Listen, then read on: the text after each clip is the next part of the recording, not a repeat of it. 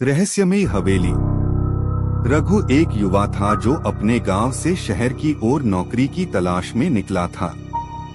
शहर के बाहर एक पुरानी और सुनसान हवेली थी, जिसके बारे में लोगों के बीच कई कहानियां प्रचलित थीं। कहते थे कि वह हवेली प्रेतों की दुनिया से जुड़ी हुई थी, लेकिन रघु ने उन बातों पर कभी ध्यान नहीं दिया, क्योंकि उसे सिर्फ नौकरी की फिक्र थी। शहर में काम की तलाश के दौरान रघु को एक निर्माण कंपनी में चौकीदार की नौकरी मिल गई।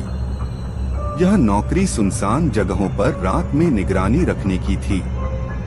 संयोग से पहली रात उसे उसी पुरानी हवेली में चौकीदारी का काम सौंपा गया। रघु को हवेली की कहानियों से कोई डर नहीं था, इसलिए उसने खुशी खुशी नौकरी स्वीकार कर ली। वह हवेली में पहुंचा तो वहां की सन्नाटा और पुरानी दीवारों का डरावना माहौल देखकर उसका दिल थोड़ा घबरा गया, लेकिन उसने खुद को संभालते हुए अपनी ड्यूटी शुरू की। अजीब घटनाओं की शुरुआत। पहली रात कुछ खास नहीं हुआ, लेकिन जैसे जैसे रात बढ़ी, रघु को अजीब सी आवाजें सुनाई देने लगी।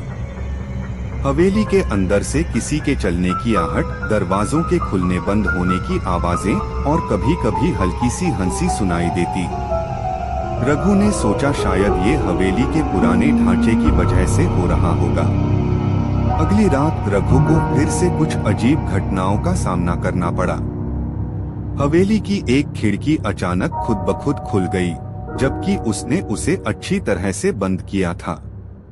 उसे लगा कि शायद हवा की वजह से ऐसा हुआ होगा, लेकिन जब वह खिड़की के पास गया तो उसे एक ठंडी हवा का झोंका महसूस हुआ, जो बिल्कुल असामान्य था।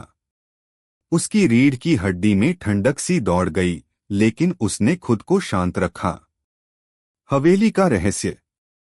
तीसरी रात जब रघु अपनी ड्यूटी पर था, उसे अचानक हवेली के पिछले हिस्से से एक हल्की रोशनी दिखाई दी। वह उस ओर बढ़ा तो उसे वहां एक पुराना बंद कमरा मिला, जिसकी दीवारों पर पुरानी पेंटिंग्स थीं। उस कमरे में कुछ ऐसा था जिसने उसे खींच लिया।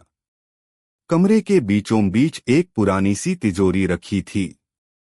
रघु को लगा कि शायद यहाँ कुछ महत्वपूर्ण होगा, लेकिन जैसे ही उसने तिजोरी को छूने की कोशिश की, एक ठंडा हाथ उसकी कलाई पर महसूस हुआ। रघु ने तेजी से पीछे मुड़कर देखा, लेकिन वहां कोई नहीं था। उसकी सांसें तेज हो गईं, लेकिन उसने हिम्मत नहीं हारी। वह जानता था कि यहाँ कुछ रहस्य छिपा हुआ है और उसे इसे जानने